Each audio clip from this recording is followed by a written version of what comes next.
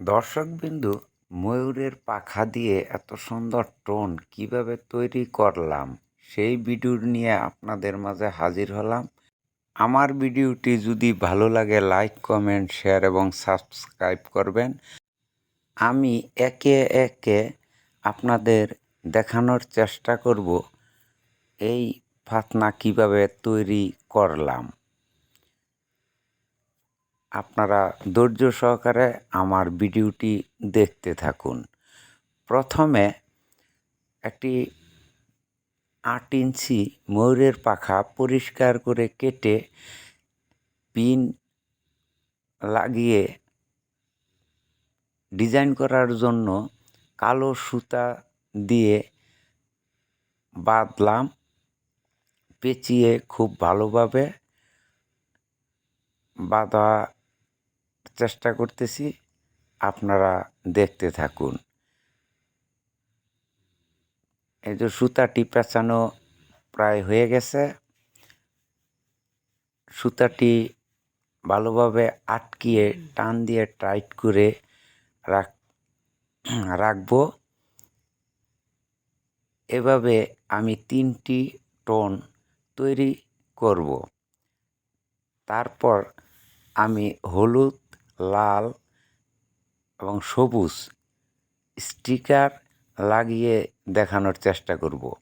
এই তো আমার একটি কালো সুতায় বাঁধা শেষ, 2টি করলাম, আর একটি সুতা পেঁচাচ্ছি। আপনারা একটু ধৈর্য ধরে দেখুন কত সুন্দর একটি টোন বা ফাতনা তৈরি হয়ে যায়। এই তো আমার সুতা পেঁচানো প্রায় শেষ। এখন কেটে তারপর সুতাটি ভালোভাবে আটকিয়ে দিতেছি। এই তো আমার আটকানোর কাজ শেষ, টাইট দিয়ে দিলাম। এখন আমি হলুদ স্টিকার কালো সুতার উপরে লাগানোর চেষ্টা করলাম সুন্দরভাবে। আপনারা একটু খেয়াল করলেই দেখতে পারবেন যে হলুদ স্টিকারটি টোনের চতুর সাইডেই ঘুরিয়ে লাগাতে হয়। লাগানো হয়ে গেল। এখন কেচি দিয়ে কেটে তারপর হাত দিয়ে ঘুরিয়ে 2 আঙ্গুলে চাপ দিয়ে লাগিয়ে দিলাম। তারপর আরেকটু নিচে আরেকবার স্টিকার লাগিয়ে দিলাম, যাতে দূর থেকে অনেক সুন্দর দেখা যায়, সেজন্য ডবল করে দিলাম। দেওয়ার পরে আবার আঙ্গুল দিয়ে একটু চাপ দিয়ে আটকিয়ে দিলাম।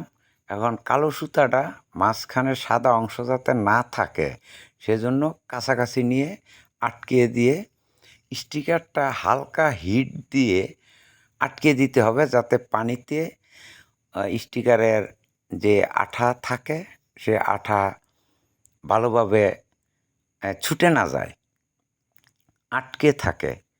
এই তো আমার কালো সুতার মাথা কেটে দিলাম।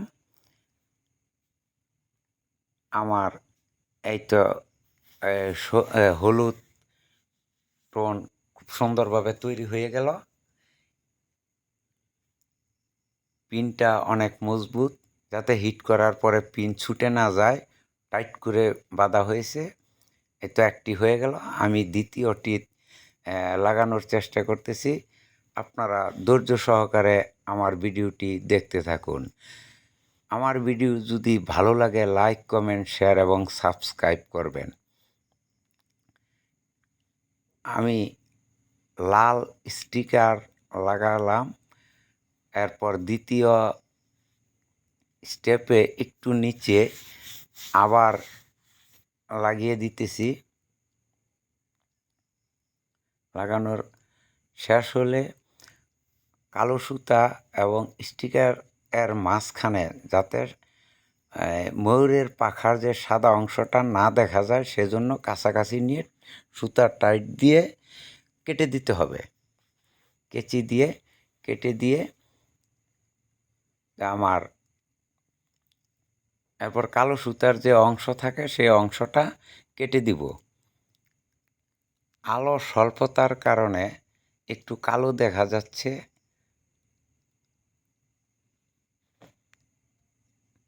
এই তো টাইট হয়ে গেল। এখন কালো সুতার যে অংশ আছে অংশটা কেটে তাহলে আমার লাল কালারের ফাতনাটাও কমপ্লিট। এই তো লাল কালারেরটাও কমপ্লিট হয়ে গেল। অনেকে লাল কালার পছন্দ করে। দেখুন কত সুন্দর। এটার পিনটাও অনেক মজবুত করে আটকানো হয়েছে যাতে হিট করার পরে ছুটে না যায়। দুইটা কমপ্লিট হয়েছে। আর একটা তৈরি করব, এটা হলো সবুজ। এই যে সবুজ স্টিকার আমার হাতে, সেমভাবে সবুজ স্টিকার নিয়ে আমি টনের মাথায় পেঁচিয়ে দিব যাতে দূর থেকে খুব সুন্দর দেখা যায়। অনেকের সবুজ স্টিকার পছন্দ। আমার এক প্যাচ হয়ে গেছে। এখন আরেকটু নিচে দ্বিতীয়বার আরেকটি প্যাচ দিয়ে আটকিয়ে দিব। আটকিয়ে দেওয়ার শেষ, কেটে দিলাম। এখন আঙ্গুল দিয়ে চাপ দিয়ে ওটা আটকিয়ে দিলাম।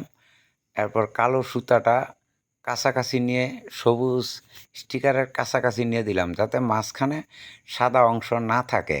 এখন সুতা টাইট দিয়ে কালো সুতার মাথা কেটে দিব। এখন আমার কাজ শেষ।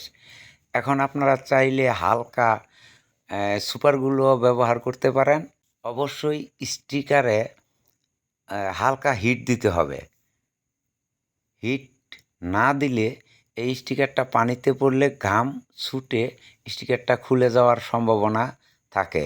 হিট দিলে পানিতে পড়লে স্টিকার ছুটে যাওয়ার সম্ভাবনা থাকে না। দেখুন কত সুন্দর দেখা যাচ্ছে। কমপ্লিট। এই যে পিনটা অনেক মজবুত করে তৈরি করা হয়েছে। এখন আমার টোন তৈরি। এটি পানিতে ফেলানোর পর দূর থেকে অনেক সুন্দর দেখা যায়, স্পষ্ট। মাছে হালকা ছোঁয়া দিলে টোন নাড়াচাড়া বোঝা যায়। অনেক সুন্দর দেখতে। দর্শকবিন্দু, আমার চ্যানেলটি যদি ভালো লাগে লাইক, কমেন্ট, শেয়ার এবং সাবস্ক্রাইব করবেন। আমি এই যে লাল যে ফাতনাটা দেখাচ্ছি, এটি একটু কাজ বাকি আছে। কালো সুতা এবং স্টিকারের মাঝখানে সাদা অংশ আছে, এটি কাছাকাছি নিয়ে যাব। ধন্যবাদ সবাইকে।